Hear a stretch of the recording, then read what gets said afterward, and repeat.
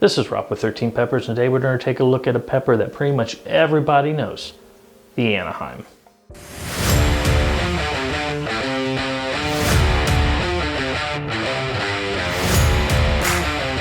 Actually, I am loving learning the history of a bunch of these different peppers. I've been actually going down a bunch of different rabbit holes, looking at peppers' histories, where they've traveled to, how they got from one country up to another country, how Thai peppers became Thai with their variants, where everything originated from. It is just fascinating to kind of learn a lot of the different histories and going back with different archaeologists and their findings, timelines and stuff. And to me, it's actually amazing. There's a lot of confusion out there because there's a lot of things that are named differently that could be the actual same pepper, but this one is actually really nice, and this is the Anaheim chili, and it is famous for being bred and raised and cultivated out of Anaheim in California. But the history of the pepper is a little bit more in depth than just from Anaheim. The pepper actually gets its history from New Mexico and a bunch of New Mexican peppers that was actually cultivated and harvested and raised by the Pueblo people.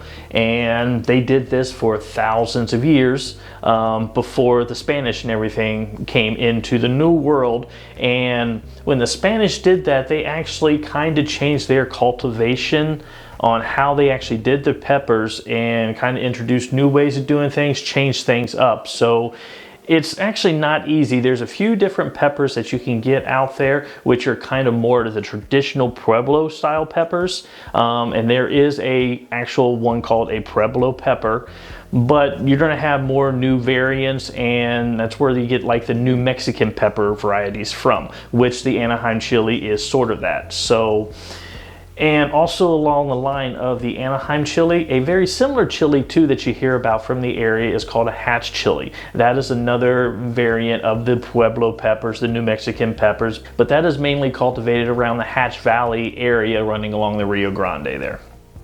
Now, the Anaheim pepper specifically can actually be traced back to a farmer named Emilio Ortega that actually picked up the seeds in New Mexico, brought them all the way to Anaheim, California, and then cultivated them there. And then with their cultivation and everything like that, that is what the Anaheim pepper actually grew out of.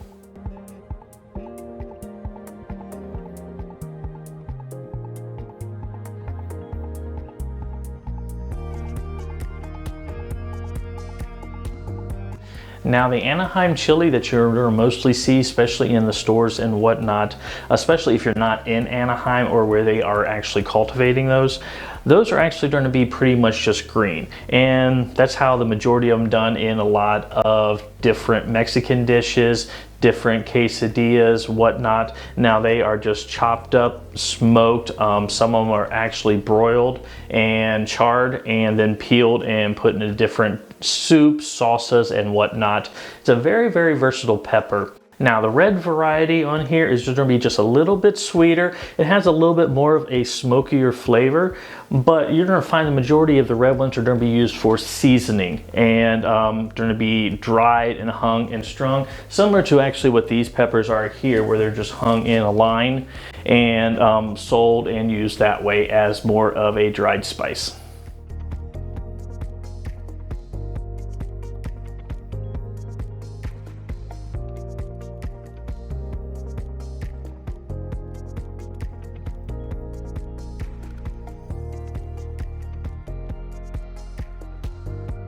So here I've actually opened up two of the peppers here, and you can kind of see the difference in between the peppers. There's not much.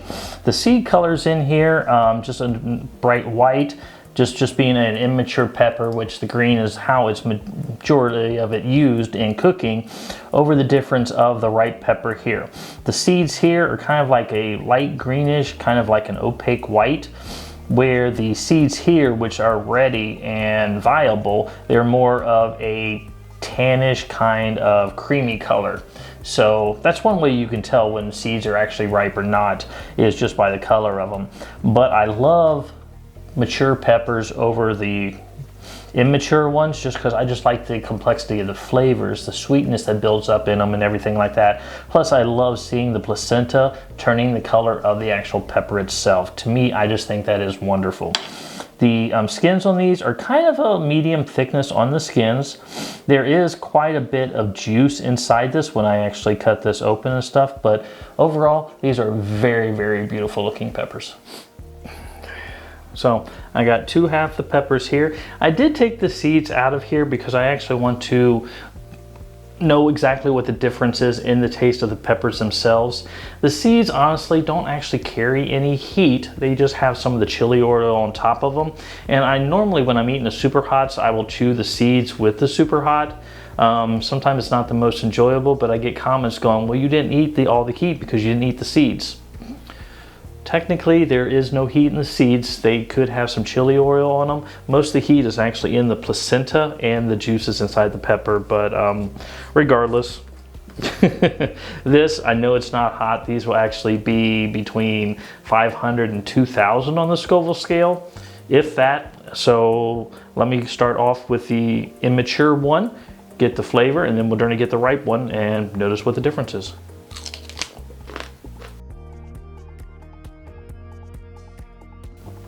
As for the immature one, basically I'm just getting a little bit, if you bite into a regular green bell pepper, you get a lot of juice with that. This, I'm getting the same flavor without all of the juiciness of that pepper, plus just a little bit of heat, enough just to make a couple little tingles, but that's just about it.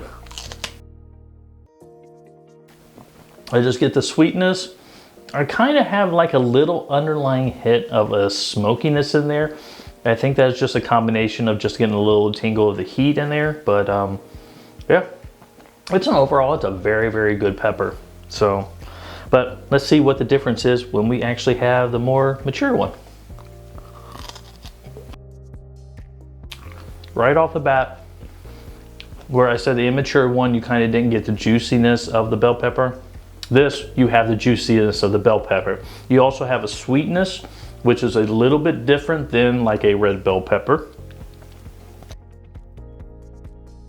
It has about the same heat level with just with a little bit of tingliness on the tongue. But this here, it has more of a pronounced smokiness undertone and a sweetness on the pepper itself. I mean, I honestly prefer this one over the green ones, but yeah, each one actually has its place, but beautiful, beautiful pepper. So, awesome. Love these chilies. But pretty much that is it. I love the history of this pepper. I love growing it. Very easy, very productive on the actual plants themselves. So wonderful, wonderful little pepper. But with that, we're going to go ahead and call it there. If you enjoyed this video or have any comments or anything like that, please let me know. Subscribe to the channel, leave some comments below. I would greatly appreciate it. You can follow me on a couple of my social medias up here, or you can head to my website down below. There I sell seeds, spices, and seasonings from all the peppers I grow from my garden. But with that, I am Ralph. This is 13 Peppers, and you have yourself a wonderful, wonderful day.